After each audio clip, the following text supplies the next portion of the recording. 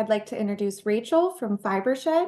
She is our individual that's her full-time job is working on developing markets for the wool and the cotton. And so we're so glad to have her and appreciate her expertise that she brings to the team. Thanks, Rachel. Thank you so much, Danielle. And thank you everybody for hanging into this really long meeting. I have some exciting aspects of the program to talk about. So thanks for sticking in here with me. As the team mentioned, I am the brand engagement manager at Fibershed, pushing this work forward to get what we're calling climate beneficial fibers into the market and really rewarding producers for the work that they're doing as land stewards. So today I'll be sharing with you how Fibershed is working to build markets through verification and partnering with CCI and NCAT in the implementation phases. And we'll also look at, how this ranch planning process ties together with verification to really support your products in the market. And I'm going to go quickly today, but I would be more than happy to connect with anyone on the call afterwards to discuss this market development aspect further. So Fibershed is a nonprofit organization based in California that focuses on developing regional fiber systems that build ecosystem and community health. The concept of a fiber shed is similar to that of a watershed or a food shed. So the idea is that it's a geographical region that clothes you. So it's a geographical region that can produce, process, and manufacture clothing. And in that way, you can trace, a fiber all the way from the soil to the clothing that you're wearing. So there's full transparency within the system. There's economic development in that geographical region. And there's also an aspect of, telling the story of each region's fiber, the qualities of that fiber, knowing your farmer, knowing where it came from. So it's really kind of building off of this, whole movement for people wanting to know where their food comes from. This also applies to fiber, knowing where your fiber comes from and knowing where your clothing comes from. So Fibershed is, dedicated really to 3 programs that are, building regional textile systems. This has taken place, in California, but we have a worldwide network of affiliate fiber sheds that are working on developing their own bioregional systems. We've also focused on carbon farm planning with the support of CCI's team. That presented today on helping farmers take a holistic farm planning approach and knowing how to plan for on-farm benefits and verify those benefits in a way where they can be rewarded with market premiums or other carbon markets. And then the end is also, educating consumers about why they should invest in fiber systems that they know and how can they support farmers who are doing the good farming and ranching work. So we're one of the partners in the Fibershed partnership. And I do have to say, we're really honored to be part of this team. We're honored to be, collaborating with the carbon farm planners and also all of the producers who are enrolling in this program. We come at this with a lot of respect for, all of the on-farm work. And really, we have a lot to learn from you. You all know your regional markets best. And so we really consider ourselves to be partners, researchers, and we hope to partner with everybody that's going to be involved in the program to figure out how we can best develop markets that tell the true story and value of the fibers that you produce. So Fibershed has been doing this work really in California for over 10 years. And a lot of that has been taking a systems and research-based approach to, this is an example of a study that was done in partnership with UC Davis in, mapping all fiber production within the state, understanding, what are the different micron counts and quantities and what could be different markets for those different fibers. Likewise, Fibershed has really dove deep into looking at US-based textile manufacturing systems and identifying the gaps within our domestic manufacturing systems. So washing centers, spinners, mills, looking at, we know, over the past 30 years, things have largely moved overseas. So how can we reinvest in our US-based manufacturing and processing systems in a way where we can really create bioregional fiber sheds? As I mentioned, Fibershed has affiliates all over the world, actually. They're, each individually managed in their own bioregions, but it's interesting to see how over the course of 10 years, there's 75 active fiber sheds across the world. So this is a concept that is kind of gaining steam, and it's really interesting to learn from what other groups are doing as well. So looking at markets, we know that the US wool market is really struggling right now, and that prices are really low. And I think that, from the research that I've done, there's many factors, primarily, the pandemic and, having to do with production in China as well. Again, I would love to learn from you all and your experience and what you're seeing in the markets right now on a closer regional level. But what we're also seeing in general in the textile industry are a couple pressures that are moving, companies that use fiber to invest in eco fibers or sustainable fibers. And cotton and wool, the two fibers part of this program, are key fibers that are being kind of reinvigorated as sustainable fibers in the industry. So we can see, across the board, there's several research studies that have, projected that there's going to be significant growth for eco fibers. Another, significant pressure is the need for supply chain transparency. So, for companies who are making, especially clothing products, more and more, they need to know where the fibers that end up in their shirts, blankets, jackets, where it comes from. They're being asked to share where it comes from. They're being asked to report on where it comes from.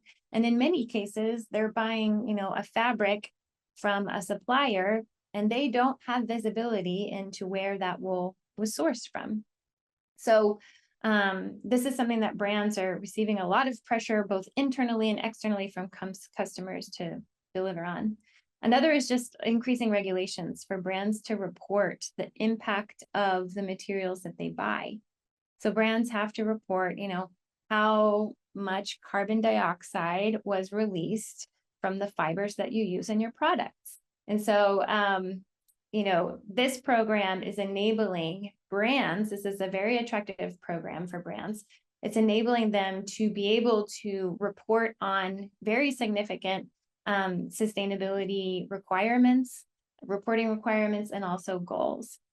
So there's a lot of different industry pressures that are, contributing to this eco fiber movement, as well as brands wanting to stray away from synthetic fibers. There's a lot more market dynamics as well, but those are a few of the top ones that we're recognizing. So we're going to be touching on just briefly kind of what is the significance of carbon farm planning connected to a verification program, and I'll explain that more specifically, and markets. So, as we know, the carbon farm plan is a key piece to the verification process that we use. And what the carbon farm plan is doing is that it's helping identify and then demonstrating a ranch's plan for improving their landscapes. In some cases, there are market partners, there are purchase buyers or brands who are really interested to know what's happening on the ground. And so in that case, the carbon farm plan is a great tool to say, well, this is how I am approaching my land stewardship. This is how I'm, addressing, creating more resiliency in my landscape and improving soil health. And it also helps producers identify exactly how to maximize those carbon reductions for markets. So this is something that companies are extremely interested in. They have sustainability, departments dedicated to trying to track down and measure greenhouse gas emissions. And so, this program and the carbon farm planning process is helping you really maximize what it is you can do on farm in terms of carbon, and then how you can report that to brands. And the verification program is, you can think of it similar to other certifications or verification programs. You could think of USDA Organic as an example of a certification program that also has a product label. So the climate beneficial verification helps farmers measure what's happening on farm and report what's happening on farm to potential buyers.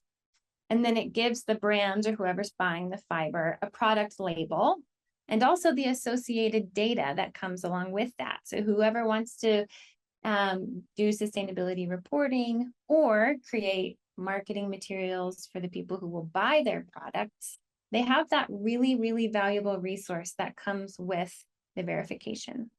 So here you can see a photo of one of the farms that in Northern California, they did their carbon farm plan. They, through their carbon farm plan could estimate that they're sequestering around 4,000 metric tons of carbon annually. And the North Face partnered with them. And in this case, the North Face actually invested in composting facilities for the ranch. And they developed specific products that were, California grown, climate beneficial. They did a jacket and also a beanie. So to share a little bit more about what the verification is, we describe it as an on-farm verification program and product label that is designed to support fiber producers in communicating how the practices they use positively impact our planet. So what the verification does is it's, verifying that practices are implemented on the ground. And then it's also helping fiber producers report outcomes like the greenhouse gas emissions or improvements to soil health. And then those are communicated to the end buyers. The verification was developed in collaboration with the Carbon Cycle Institute and involved a lot of research, collaboration with producers, collaboration with technical service providers. And I will say, going back to the verification, the verification is something that is building on this fiber partnership that you have the opportunity to apply to. So this would be after you, enroll in the program that you've heard about today. The verification is an additional step you can take if you want. It will have, it's designed to really align with the entire partnership program, but it will have some unique requirements as far as reporting for the verification, and it will have a unique application process. So I do want to clarify, it is an additional step you can take if you want. You don't have to, obviously, and it will have its own unique process, but it's designed to integrate, with this program. The value that the verification, when you have a verification, so you actually have a certificate of verification that goes along with your fiber, and that can move with it throughout the supply system. So the value that this has in the market is that you're able to say, I have verified greenhouse gas reductions that then buyers can claim, brands can claim. Brands can do the impact reporting for other aspects of on-farm ecosystems like soil, water, biodiversity. They're interested in those things as well. The verification enables the fiber that you produce to have full transparency. So there's a process for at every step of the supply system, it is traced through the supply system. And so you're able, that's something that, most fibers end up somewhere and they don't have a story to go with them. Your fiber will, is enabled to have full transparency back to the farm. Brands are able to do storytelling and also demonstrate, how they're leading in sustainability. So, we see this as really also delivering, the value back to producers is we're working very hard for this additional value that comes with the verification to establish premium prices in the market. And that premium price is 100% of it is directly returned to the producer.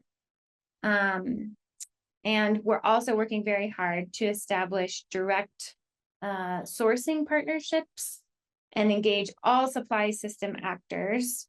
I just looked at the time and noticed I have a really short amount of time. So I'm going to work hard to keep us on time, and excuse me if I'm going really fast here. But, our approach is to engage the entire supply system. So we've got to be working with local aggregators, regional merchants, engaging brands, and developing ways for brands at the end who want to buy the fiber to recognize the value of the work that you're doing on the ground and invest in that. And I'm really excited because I believe that the Northern Great Plains has an incredible story and to tell in the marketplace about, the generations of people who have been stewarding the landscape, the role that sheep play in the landscape and can play in land regeneration, and the true value of investing in this unique and highly valuable regional ecosystem in the United States. And so we're really excited to work on developing that story in the market, promoting the verification. You can see some products that are already verified in the market here. There's several brands that have already been working with some climate beneficial fiber from California. And so, we could really consider ourselves a partner in this process. And as I mentioned before, I think, we're currently engaged in doing a lot of research into Northern Great Plains specifically, and identifying some key supply system actors, and really coming in, wanting to learn more about systems, wanting to learn more how we can partner and uplift markets for wool. So I'll pause there, and I'll be sure to put my email in the chat. And I'm absolutely available to connect more on what the verification means and the market development piece. Thank you, Rachel. We do have one question in the chat if you have time. What certification will be used as means of traceability? Yeah. So the climate beneficial verification comes with a traceability process, which is a transaction certificate. So Fibershed in this case is the organization issuing the verification. And so I'm happy to share with you some examples of the verification certificate, as well as the transaction certificate. We can share those with you. But basically, the transaction certificate goes with the fiber. And so when it moves to a merchant or a buyer, they basically it's a paper trail. They report, I received this much fiber, I processed it in this way, I moved it here. We're not requiring that the supply system actors be certified specifically to a standard. We're considering, if they demonstrate that they have best industry practices for being able to handle fiber and maybe carry some other verifications, that is enough for our program. We're really trying not to make this difficult for anyone. And we're really happy to look at designing the program specifically for, working with regional handlers as well.